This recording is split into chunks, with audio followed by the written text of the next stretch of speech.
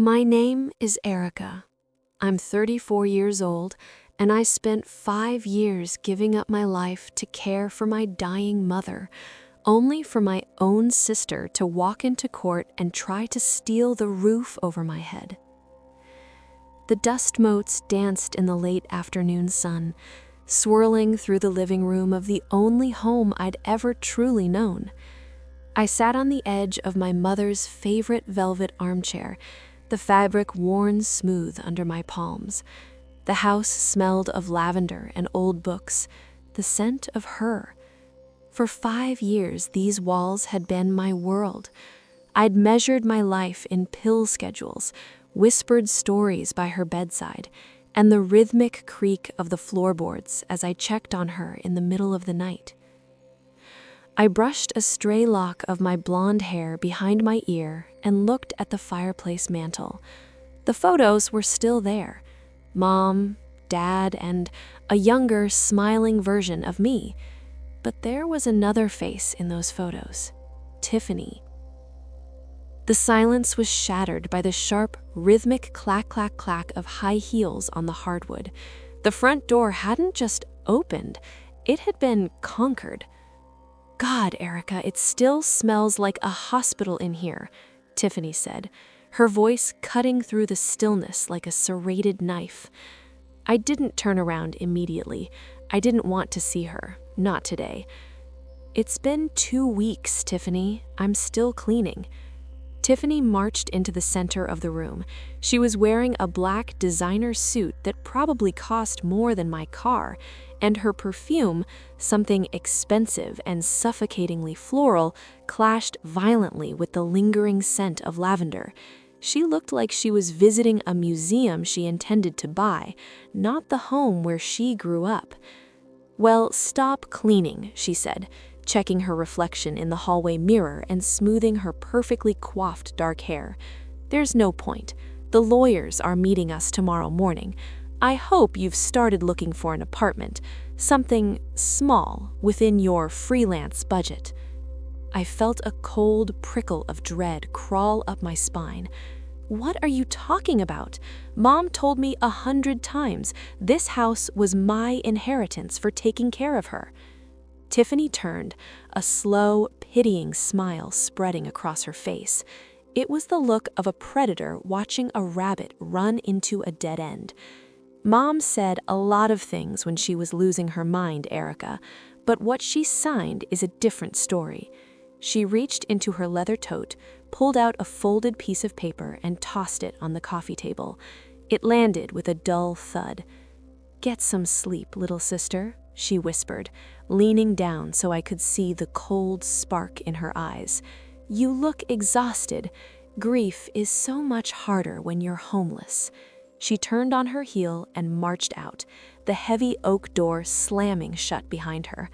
I stared at the paper on the table, my heart hammering against my ribs like a trapped bird. The lawyer's office was a tomb of mahogany and dead air. Mr. Henderson, a man who had handled my parents' taxes for 30 years, wouldn't look me in the eye. He kept adjusting his spectacles, his fingers trembling slightly as he shuffled a stack of heavy, cream-colored pages. Tiffany sat across from me, legs crossed, swinging a red-bottomed heel back and forth. Click, click, click. The sound echoed against the bookshelves, marking the seconds of my life slipping away. "Erica," Mr. Henderson began, his voice raspy, "I've known your family a long time. This came as a surprise to my firm as well. It seems a codicil, an amendment, was filed and notarized 6 weeks before your mother's passing." My stomach did a slow, nauseating flip. 6 weeks? Mom could barely sit up then. She was on heavy medication. She didn't leave the house. "Regardless," Henderson sighed, sliding a document across the polished table. "It is legally sound. It overrules the previous will." I picked up the paper. My eyes blurred as I read the cold, legal jargon. All real property, including the primary residence, to be bequeathed solely to Tiffany Vance. My heart stopped. I looked at the bottom of the page. There it was, my mother's signature. It looked like her handwriting, but it was shaky, jagged, as if her hand had been shivering when she wrote it. "This is a lie," I whispered. My voice gained strength as the heat of anger replaced the cold of shock. "She told me she'd fixed the will years ago. She knew I sacrificed my career to stay with her. I have $4,000 in my savings account, Tiffany. Where am I supposed to go?" Tiffany leaned forward, the scent of her expensive perfume filling the small gap between us. It smelled like a funeral. "The suburbs, maybe. Or a shelter," she suggested, her voice a mock sympathetic coo. "I've already spoken to a real estate agent. This Craftsman charm is a gold mine.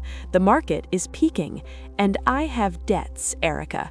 Real debts. Not the little freelance bills you play with." "You haven't seen her in 2 years," I shouted, slamming my hand on the table. Mr. Henderson flinched. "You didn't empty her bedpans. You didn't hold her hand when she cried because she forgot where she was. You were in Vegas. You were in Cabo." Tiffany stood up, smoothing her skirt with a chillingly calm motion. "And yet, I'm the one with the deed. The law doesn't care about bedpans, Erica. It cares about ink." She turned to Henderson. "Give her the notice." Henderson reluctantly handed me a second, smaller piece of paper, a notice to vacate. 30 days, Tiffany said, leaning down so her face was inches from mine. I could see the tiny, triumphant glint in her pupils. I'd start packing the sentimental junk first, because on day 31, the locks are being changed, and anything left inside goes to the dump. She didn't wait for a response. She swept out of the room, her heels clicking a victory march down the hallway. I sat there, staring at the shaky signature of a woman who had promised me I'd always have a home, wondering how my own sister had become a stranger. The house felt like a tomb, and I was the one being buried alive. Cardboard boxes sat like jagged teeth in the hallway, half filled with the life Mom and I had shared. Every time I taped a box shut, the rip of the packing tape sounded like something breaking inside me. I was exhausted. My eyes felt like they had sand behind the lids. I sat on the floor of the guest room, the room Tiffany hadn't stepped foot in for years, and reached for my laptop. I needed to distract myself, or I was going to scream. I found myself doing something I knew would only make me angry. I pulled up Tiffany's Instagram. I scrolled past the endless selfies in high-end bars and the inspirational quotes about hustle culture. I scrolled back to October 14th, the date on the amendment, the day she supposedly sat at Mom's bedside, held her hand, and watched her sign over the house. My breath hitched. There was a photo. Tiffany was wearing a white bikini, holding a margarita that was garnished with a tiny pink umbrella. The background wasn't Mom's wood-paneled bedroom. It was a turquoise infinity pool that seemed to melt into a clear blue ocean. The caption read, "Girls trip to Scottsdale. Spa day was exactly what the doctor ordered. #Desert Oasis, #blessed. I checked the timestamp. 2:14 p.m., October 14th. Scottsdale was a 6-hour flight away. There was no way she was in Arizona getting a massage and in our living room in Ohio at the same time. A surge of adrenaline, cold and sharp, jolted through my veins. My fingers flew across the keys. I checked her other posts. She had stories archived from that entire weekend. She was at the Mirage Sands Resort. She'd even tagged the spa. "You greedy, stupid idiot," I whispered to the empty room. I felt a spark of something I hadn't felt since the funeral. Hope. It wasn't just a hunch anymore. I had proof she was lying about being there. But as the adrenaline began to fade, a darker thought crept in. Tiffany was cruel, but she wasn't a complete amateur. She had a lawyer. She had a notary's stamp on that paper. If she wasn't there, who was? And how did they get Mom's signature? I looked at the boxes again. I wasn't going to fill another one. Not yet. I grabbed my phone and dialed the only person I knew who might help me, a friend from college who had spent the last decade clawing his way up the ladder at a boutique law firm downtown. "Mark, it's Erica. I know it's late, but I think I just found the thread that pulls her whole lie apart." Mark's office was the polar opposite of Mr. Henderson's. It was tucked into a renovated warehouse, smelling of roasted coffee beans and industrial cleaner. Files weren't neatly tucked away. They were stacked in precarious towers on a metal desk. Mark leaned back in his chair, his eyes fixed on my laptop screen. He tapped a pen against his chin, the rhythmic thump, thump, thump, matching the beat of my heart. "The Instagram post is gold, Erica," Mark said, pointing at the sun-drenched photo of Tiffany in Scottsdale. "But legally, it's just a piece of the puzzle. She could argue she flew back on a private jet, or that she posted it late. What we need to break is the notary." "The notary?" I asked, leaning forward. "A notary is an officer of the law. They swear they saw your mother sign that paper. If the notary says it happened, a judge usually believes them over an Instagram post." Mark sighed, rubbing his eyes. "Who is this Robert Miller, anyway? I've been looking him up. He's a mobile notary, mostly does work for high-interest loan companies. He's slippery." I walked to the window, looking down at the street. My reflection stared back at me. My blonde hair was messy, and the dark circles under my eyes made me look like a ghost. "She's lying, Mark. I know it, but she's winning." "Not yet," he said, "but be careful. Tiffany isn't just fighting for the house, she's fighting for her reputation." I found out exactly what he meant that evening. My phone wouldn't stop buzzing. It was a barrage of notifications from Facebook. I opened the app and my stomach dropped. Tiffany had posted a long, tearful update. It breaks my heart to speak out, accompanying a photo of herself looking mournful in front of Mom's house. But I can't stay silent while my sister, Erica, tries to overturn my mother's final wishes. Erica has been unstable since the funeral, even accusing me of forgery.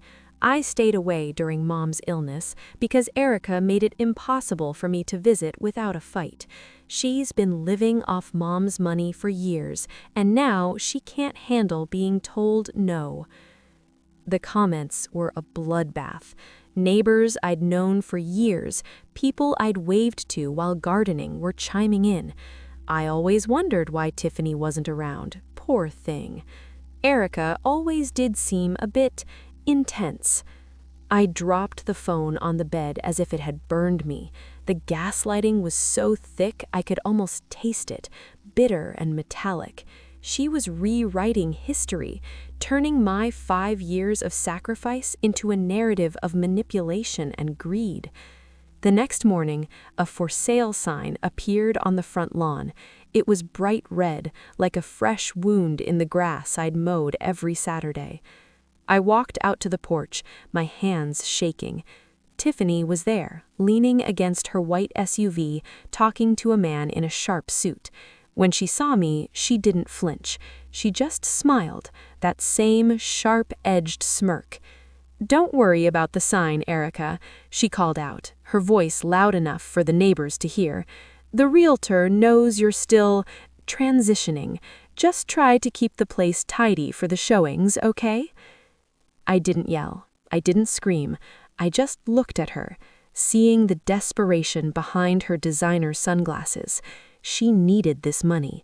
She needed it so badly she was willing to erase me.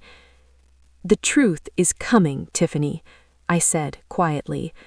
She laughed, a harsh, dry sound. Truth doesn't pay the bills, honey. Signatures do. The smell of antiseptic and floor wax always made my stomach turn. It was the scent of the weeks I had spent sleeping in a plastic chair in the ICU, listening to the rhythmic hiss, click of Mom's ventilator. I stood at the records desk of St. Jude's Hospital, my fingers tapping a nervous rhythm on the laminate counter. Mark had told me that the Instagram photo was a circumstantial nudge, but if I wanted to win, I needed a medical hammer. "Here you go, Miss Vance," the clerk said, sliding a thick manila folder toward me. "Full records for Margaret Vance, October 1st through the 31st. I took the folder to a quiet corner of the cafeteria. My heart was thumping so hard I could feel it in my throat.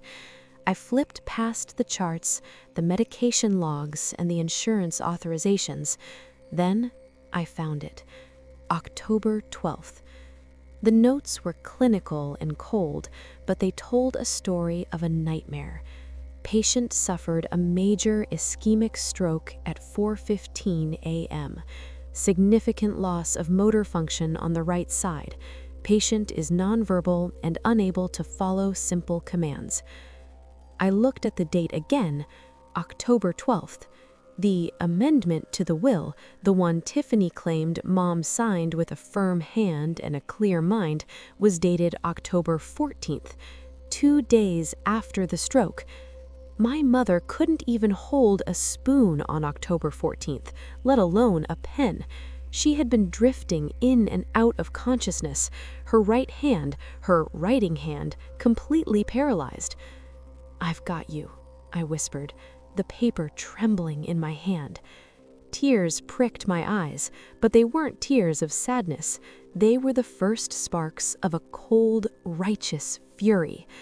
I called Mark immediately. "It's better than we thought," I told him, my voice shaking. "She didn't just forge a signature, she forged it while Mom was literally fighting for her life in a hospital bed." "This is big, Erica." Mark's voice was grim. "But remember, Tiffany's lawyer is going to fight dirty. They'll claim the date on the document was a clerical error by the notary. We need to go to court. We need to put them both under oath." The weeks leading up to the hearing were a blur of depositions and silence. Tiffany stopped calling. She stopped posting. The "for sale" sign on the lawn was replaced with a pending sticker. She was moving fast, trying to liquidate the house before the law caught up to her. Every night I sat in the living room, surrounded by the boxes I refused to move. I looked at the spot where Mom used to sit, and I promised her that I wouldn't let Tiffany turn her memory into a paycheck. The night before the hearing, a heavy rain lashed against the windows. I was in the kitchen making tea when I saw headlights flash across the wall. I walked to the window. Tiffany's white SUV was idling at the curb. She didn't get out. She just sat there in the dark, the wipers ghosting back and forth like a heartbeat. She stayed for 10 minutes, a silent predator watching the prize she thought she'd already won. Then she drove away, splashing through the puddles, leaving me in the dark with nothing but the ticking of the grandfather clock and the weight of the evidence in my bag. The morning of the hearing was gray and bitingly cold. I stood on the courthouse steps, my shoulder-length blonde hair whipping around my face in the sharp wind. I clutched my briefcase to my chest, not just as a bag, but as a shield. Inside were the medical records, the Instagram printouts, and the truth. Tiffany was already there, leaning against a stone pillar. She looked like she was heading to a gala, not a probate hearing. She wore a cream-colored wool coat and oversized sunglasses, even though the sun was nowhere to be seen. "Last chance, Erica," she said as I walked past. She didn't even look at me. She was busy checking her cuticles. "Sign the house over now, and I'll give you $5,000 to help with a security deposit on a nice, quiet apartment. Otherwise, you walk away with zero." "I'm not signing anything, Tiffany," I said, my voice steadier than I felt. "Suit yourself," she sighed, finally looking at me with a gaze as cold as the marble steps. "I always knew you were the stubborn one. It's a shame it has to end with you being humiliated in public." Inside, courtroom 4B felt like a refrigerator. The high ceilings and dark wood paneling swallowed the sound of our footsteps. Judge Marcus Thorne sat behind the bench, a man with silver hair and a face that looked like it had been carved out of granite. He didn't look like a man who enjoyed games. Mark sat beside me, leaning over to whisper. "The notary, Robert Miller, is here. He looks nervous. That's good for us." I looked across the aisle. Tiffany was whispering to her lawyer, a man who looked like he'd spent the morning rehearsing his winning smile in a mirror. She looked bored, as if this whole thing was a mere formality before she collected her check. The hearing began with a dry recitation of facts.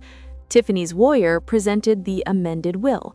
He spoke about family bonds and how our mother wanted to reward her successful daughter.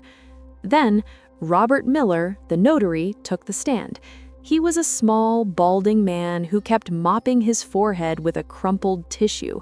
He swore under oath that he had been present at the house on October 14th. He swore he saw Margaret Vance sign the paper. He swore she was of sound mind. "And was Tiffany Vance present?" Mark asked during the cross-examination. "Yes," Miller stammered. "She was right there, holding her mother's hand." I looked at Tiffany. She smirked at me, a slow, predatory pull of the lips. She leaned over the mahogany railing that separated our tables. The scent of her perfume was thick, cloying. "Finally," she whispered, her voice a low hiss that only I could hear. "Finally, your house is mine. I hope you like the cold, Erica, because you're out on the street tonight." She turned back to the judge, her face instantly melting into a mask of grieving daughterhood. But she had no idea that her overconfidence had just led her right into the trap. Mark stood up, his chair scraping against the floor like a thunderclap. "The defense calls Tiffany Vance to the stand." Tiffany didn't hesitate. She rose with a practiced, mournful grace, smoothing her cream coat before handing it to her lawyer. She walked to the witness stand as if she were stepping onto a stage, her chin tilted high. She took the oath, her voice clear and ringing. "I do." Mark walked toward her, his hands tucked casually in his pockets. "Miss Vance, you testified earlier, through your attorney, that you were present for the signing of this amendment on October 14th. Is that correct?" "Yes," she said, her voice dripping with artificial sweetness. "I wanted to make sure my mother's final wishes were honored. She was so insistent. She didn't want the house to become a burden for Erica, who hasn't always been great with finances." I felt the heat rise in my cheeks, but I kept my eyes on my lap. Wait for it, I told myself. Wait for the trap. "It must have been a very emotional moment," Mark said, his voice soft, almost sympathetic. "Can you describe it for the court? What was she wearing? What did she use to sign the document?" Tiffany leaned back, a confident light in her eyes. She loved being the center of attention. "She was sitting up in bed. She looked so peaceful. I remember because she asked for her favorite blue fountain pen, the one Dad gave her. She held it with such a firm hand. It was like she finally had the strength to do what was right." A heavy silence settled over the room. I could hear the rhythmic ticking of the wall clock. "A blue fountain pen," Mark repeated. "And she was sitting up? Lucid? Strong?" "Absolutely," Tiffany said, tossing her hair. "She smiled at me when it was done." Mark walked back to our table and picked up a thick manila folder, the medical hammer. "That's a touching story, Tiffany," Mark said, his voice suddenly losing all its warmth. The only problem is that on October 12th, 2 days before this alleged signing, your mother suffered a massive ischemic stroke. I have the records from St. Jude's Hospital right here." He dropped the folder onto the judge's bench with a heavy thud. According to these records, Margaret Vance was nonverbal, partially paralyzed on her right side, and drifting in and out of a coma on October 14th. She couldn't sit up, she couldn't hold a spoon, and she certainly couldn't hold a heavy fountain pen with a firm hand. Tiffany's face went from porcelain pale to a blotchy, frantic red. The smugness evaporated, replaced by a look of sheer, naked panic. She looked at the notary, Miller, who was now staring at his own shoes as if they were the most interesting things in the world. I might have gotten the date wrong," Tiffany stammered, her voice jumping an octave. It was a long month. I was stressed." "The date is printed on the notarized document, Miss Vance," Mark countered, stepping closer to her, "and the notary already swore he was there on the 14th. So which is it? Is the notary lying under oath, or are you?" "It doesn't matter," Tiffany snapped, her poise finally shattering. She leaned forward, shouting now, the mask of the grieving daughter ripped away to reveal the greed underneath. "I was just fulfilling her wishes. The notary was busy, so I had him pre-stamp the papers. I just helped her hand along because she was tired. I did what had to be done to get what was mine." The courtroom went deathly silent. Even the court reporter's fingers froze over the keys. Judge Thorne, who had been silent throughout the proceeding, slowly looked up from the medical files. He pushed his glasses down the bridge of his nose and fixed Tiffany with a look that could have withered stone. "Ma'am," the judge said, his voice vibrating with authority, "did you just admit to directing a notary to witness a document in absentia and then guiding the hand of a stroke victim to sign a legal deed?" I... Tiffany's mouth opened and closed like a fish out of water. "You didn't just help," the judge continued, his voice growing colder. "You just confessed to a felony, suborning perjury and forgery of a legal document. Bailiff." The sound of handcuffs clicking open was the most beautiful thing I had ever heard. The sound of the handcuffs clicking was a sharp, metallic finality that echoed through the room. It was the sound of a door locking, not on my home, but on the lies Tiffany had lived by for years. "You can't do this," Tiffany screamed, her voice cracking into a shrill, ugly register. She struggled as the bailiff gripped her arm. Her designer coat slipped off one shoulder, and for the first time in my life, she didn't look like the glamorous, untouchable older sister. She looked small. She looked desperate. "Erica, tell them she wanted me to have it." I stood up slowly, my legs feeling like lead, but my heart feeling lighter than it had in months. I didn't say a word. I didn't need to. I just watched as they led her through the side door, the clack, clack, clack of her heels now frantic and uneven, until the door swung shut, cutting off her protests. Judge Thorne turned his attention back to the bench. He didn't offer a smile, but his expression had softened. "The court finds the purported amendment to the last will and testament of Margaret Vance to be a fraudulent instrument. It is hereby voided. The original will, naming Erica Vance as the sole beneficiary of the estate, stands." He brought his gavel down with a definitive crack. "Court is adjourned." Mark turned to me, a wide, genuine grin breaking across his face. He didn't say, "I told you so." He just squeezed my shoulder. "It's over, Erica. The house is yours, truly yours." 3 days later, the air was crisp and smelled of rain-washed earth. I walked down the front path of my home, a pair of heavy-duty pliers in my hand. The "pending" sign felt like a scar on the lawn. I gripped the metal post and pulled. It resisted at first, rooted in the dirt I had tended for 5 years, but with one final grunt, it gave way. I tossed it into the back of my old sedan, the sound of the metal hitting the trunk floor, the most satisfying noise I'd ever heard. I walked back up to the porch. The boxes were still in the hallway, but they didn't look like teeth anymore. They just looked like cardboard. I'd unpack them one by one, taking my time to put every memory back exactly where it belonged. I sat down on the top step, the old wood creaking in a familiar, welcoming way. The late afternoon sun broke through the clouds, its golden light spilling over the neighborhood. It caught the strands of my blonde hair, warming my scalp and my shoulders. I took a deep breath. No more lavender and antiseptic, just the smell of the damp grass and the faint, sweet scent of the neighbor's chimney smoke.